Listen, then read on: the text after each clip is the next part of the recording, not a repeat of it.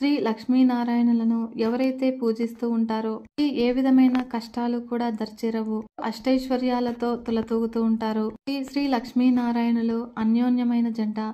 మత్స్యావతారంలో శ్రీలక్ష్మిగాను, కూర్మావతారంలో కూర్మావతిగాను, నరసింహావతారంలో శ్రీ మహాలక్ష్మీదేవిగాను, వరాహ అవతారంలో భూలక్ష్మిగాను, శ్రీ రామావతారంలో సీతగాను, కృష్ణావతారంలో రుక్మిణీదేవిగాను ఆ మహాలక్ష్మీదేవి తన పెనిమిటి శ్రీమన్నారాయణుల వారితో కలిసి అవతరించింది.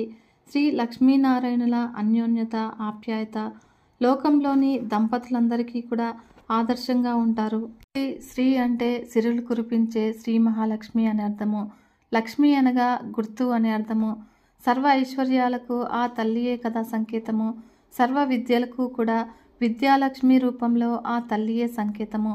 సర్వ శుభాలకు సంకేతము ఆ జగన్మాత. మరియు సర్వ విజయాలకు కూడా గుర్తు ఆ తల్లియే. సర్వశక్తులకు ఆ తల్లియే సంకేతము. జగన్మాత శ్రీ మహాలక్ష్మీదేవి తత్వాన్ని అర్థం చేసుకున్న వారికి సర్వ సంపదలు కూడా కలుగుతాయి, సర్వ ఐశ్వర్యాలు లభిస్తాయి, ఎటువంటి అనారోగ్యము దరిచేదరు, సర్వ కార్యాలయందు కూడా విజయం లభిస్తుంది. శ్రీ మహోన్నతమూర్తి అయినటువంటి శ్రీ మహాలక్ష్మీదేవిని అలక్ష్యం చేసేవారు ఎన్నో కష్టాల పాలవుతారు. ఆమెను నిర్లక్ష్యం చేసిన వారు ఎంతటి వారైనా కూడా అష్ట కష్టాలు అనుభవించక తప్పదు. సర్వ ప్రాణికోటిని కూడా తన సంతానంగా భావిస్తూ ఎల్లవేళలా కాపాడే అమృతమూర్తిని ఏమాత్రం కూడా అలక్ష్యం చేయకూడదు. ఆమె పాలిట చిన్న అపచారం చేసినా కూడా అనేక కష్టాల పాలవుతారు. దీనికి ఉదాహరణగా ఒక కథ తెలుసుకుందాము. కాలంలో కృష్ణాపురంలో రామయ్య ఇలా అనే దంపతులు ఉండేవారు. రామయ్యది వ్యవసాయ కుటుంబము. 2 కొడుకులు, 2 కుమార్తెలు. ఉన్న కొద్దిపాటి పొలాన్ని కూడా సాగు చేస్తూ దానిపై వచ్చే ఆదాయంతో ఆ కుటుంబం జీవిస్తూ ఉన్నారు. అయితే పిల్లల వయసు పెరుగుతూ ఉన్న కొద్దీ ఇంటి ఖర్చులు కూడా పెరగసాగాయి. మగపిల్లలిద్దరూ పాఠశాలకు వెళ్ళేవారు, మరి ఆడపిల్లలు చిన్నవారు. ఆదాయం పెరగకపోవడంతో ఇల్లు గడవడము కష్టంగా ఉండేది. అలాగని ఏదైనా వ్యాపారం చేసి మరికొంత సొమ్ము సంపాదిద్దాము అంటే రామయ్యకు ఏ వ్యాపారం కూడా రాదు. వచ్చే ఆ కొద్దిపాటి సొమ్ముతో ఎలాగో అలాగా నెట్టుకుని వస్తూ ఉన్నాడు. సుశీల ప్రతినిత్యము కూడా క్రమం తప్పకుండా శ్రీ మహాలక్ష్మీదేవి అష్టోత్తరాన్ని పఠించేది. అలాగే రామయ్య కూడా వీలున్నప్పుడంతా కూడా ఆ ఊరిలోని శ్రీ లక్ష్మీనారాయణ ఆలయానికి వెళ్ళి స్వామి అమ్మవార్లను దర్శించి వచ్చేవారు. ఇలా రోజులు గడుస్తూ ఉండగా ఒక రోజున వారింటికి ఒక దూరపు బంధువు వచ్చాడు. వీరింట ఒకరోజు ఉండి తిరిగి వెళుతూ రామయ్యతో ఇలా అన్నాడు. రామయ్య, నిన్ను చూస్తే నాకెంతో బాధగా వేస్తుంది. ఈ గంపెడు సంసారాన్ని ఎలా నెట్టుకొస్తున్నావో కదా. ఇంకా ఈ పిల్లలు పెద్దవారై వారికి యుక్త వయస్సు వచ్చాక వారి వివాహాలు ఎలా చేయగలుగుతావు? నీవు ఆ శుభకార్యాలు ఎలా చేయగలుగుతావు? నీ సంపాదన చూస్తే చాలా తక్కువగా ఉంది. ఇల్లు గడవటమే కష్టంగా ఉంది. నీకొక విషయం చెప్తాను, విను. మా ఊరి దగ్గర అష్టలక్ష్మీదేవి దేవాలయం ఉన్నది. అక్కడ శ్రీ మహాలక్ష్మీదేవి అష్టలక్ష్ములుగా వెలిసి భక్తుల పూజలు అందుకుంటూ ఉన్నది. తల్లి మహామహిమాన్వితమైనది, ప్రజలందరి నమ్మకము. మీ దంపతులిద్దరూ కూడా ఒకసారి మా ఊరు వచ్చి ఆ దేవాలయానికి వెళ్ళి అష్టలక్ష్ములను దర్శించండి. ఆ తల్లి అనుగ్రహంతో మీకు మంచి రోజులు వచ్చి జీవితమంతా కూడా సుఖప్రదంగా గడుస్తుంది అని అన్నాడు. అయితే ఇది విని ఆ దంపతులు ఎంతో సంతోషించి త్వరలోనే తప్పక వస్తాము అని చెప్పారు. అప్పుడు ఆ బంధువు వారి వద్ద సెలవు తీసుకుని తన ఊరికి వెళ్ళిపోయాడు. అన్నాడు ఉదయం లేవగానే ఆ దంపతులిద్దరూ కూడా స్నానం ఆచరించి పూజ గదిలో నుంచుని శ్రీ లక్ష్మీనారాయణులకు నమస్కరించారు. రామయ్య ఇలా అన్నాడు. స్వామి, శ్రీమన్నారాయణ ఆర్తజన రక్షకుడవు, ఆపద్బాంధవుడవు. నిన్ను నమ్మిన వారిని రక్షించే అమృతమూర్తివి. మమ్ములను ఈ కష్టముల నుండి బయటపడవేసే భారం నీదే తండ్రి. ఓ శ్రీమన్నారాయణ, నీకివే మా నమస్కారములు. ఓ లక్ష్మీదేవి జగన్మాత, మిక్కిలి దయతో కూడి ఉన్న నీ చూపులతో మమ్మల్ని కరుణించు తల్లి. ఆశ్రయించిన వారిని ఎల్లవేళలా కూడా రక్షించే అమృతమూర్తివి నీవే కదా తల్లి. కనుక దయచేసి మా కుటుంబాన్ని కరుణించి నీ అనుగ్రహాన్ని ప్రసాదించు తల్లి. వీలైనంత త్వరలోనే నీ దర్శనం చేసుకుంటాము తల్లి. ఓ జగన్మాత, నీకివే మా నమస్కారములు అని ప్రార్థించి ఆ దంపతులిద్దరూ కూడా 11 రూపాయలు పసుపు గుడ్డలో ముడుపు కట్టిపెట్టారు. చరాచర విశ్వమంతా కూడా శ్రీ మహాలక్ష్మీదేవి స్వరూపమే.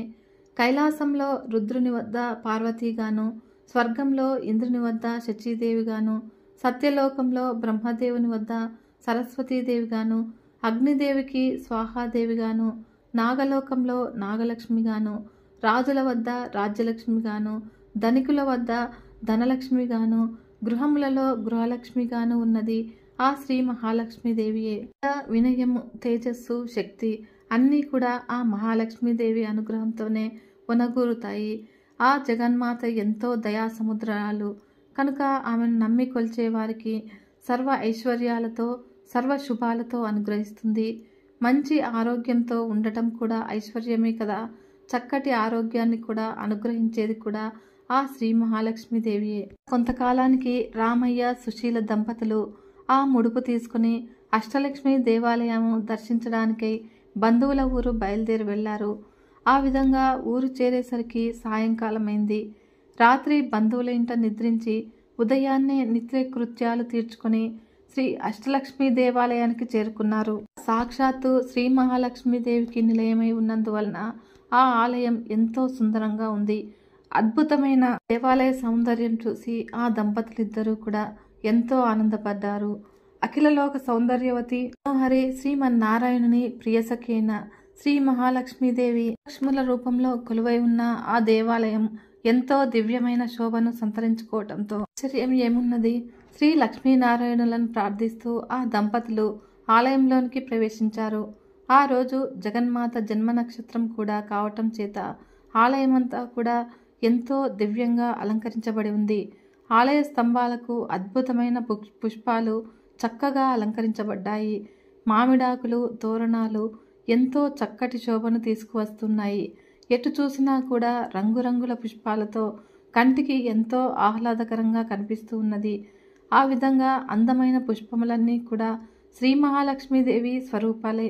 అందుకే పువ్వులను ఎప్పుడూ కూడా కాలితో తొక్కరాదు, చేతితో నలపరాదు కూడాను. పరిశుభ్రంగా లేని ప్రదేశాల్లో వేయకూడదు. పుష్పము సాక్షాత్తు ఆ శ్రీ మహాలక్ష్మీదేవి స్వరూపము. అందుకే శ్రీమన్నారాయణుడు పుష్పాలంకార ప్రియుడు. ఎవరైతే తనను దివ్య పుష్పాలతో అలంకరిస్తారో వారి ఎడల ఆ స్వామివారు ఎంతో ప్రసన్నుడవుతాడు. ఆ ఆలయ అద్భుత శిల్పకళా సౌందర్యానికి రామయ్య, సుశీల దంపతులిద్దరూ కూడా ఎంతో మురిసిపోయారు. తనివి తీరా ఆ ఆనందాన్ని ఆస్వాదిస్తూ ఉన్నారు. ఆలయ మండపంలో ఒక మహాపండితుడు శ్రీ మహాలక్ష్మీదేవి వైభవాన్ని ఇలా దివ్యంగా వర్ణిస్తూ ఉన్నాడు.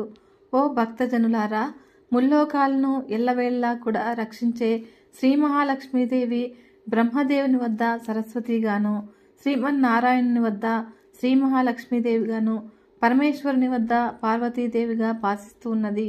కనుక ఆ తల్లిని కొలిచే వారికి సర్వ సంపదలు కూడా కలుగుతాయి, సర్వ ఐశ్వర్యాలు లభిస్తాయి.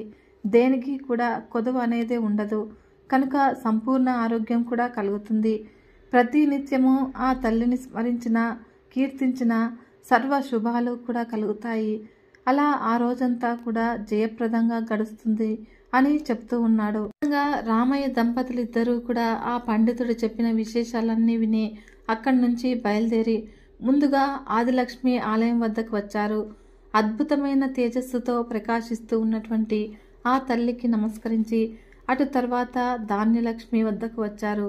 ధాన్యలక్ష్మిని ఎన్నో విధాలుగా స్తుతించి తర్వాత ధైర్యలక్ష్మి, గజలక్ష్మి, సంతానలక్ష్మి, విజయలక్ష్మి, విద్యాలక్ష్మి, ధనలక్ష్మిలను దర్శించారు.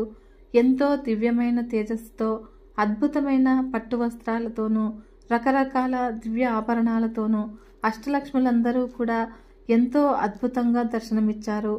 ఆ విధంగా రామయ్య దంపతులు అష్టలక్ష్ములను ఎన్నో విధాలుగా స్తుతించి తమను కరుణించవలసిందిగా ప్రార్థించారు.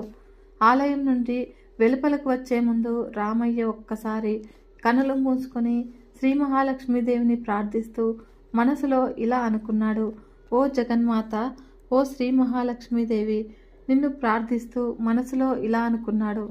నన్ను కరుణించి అంతులేని ఐశ్వర్యం అనుగ్రహిస్తే నేను మా ఊరిలో తప్పకుండా నీ అష్టలక్ష్మి స్వరూపాలతో అత్యద్భుతమైన ఆలయాన్ని నిర్మిస్తాను తల్లి అని అనుకున్నాడు.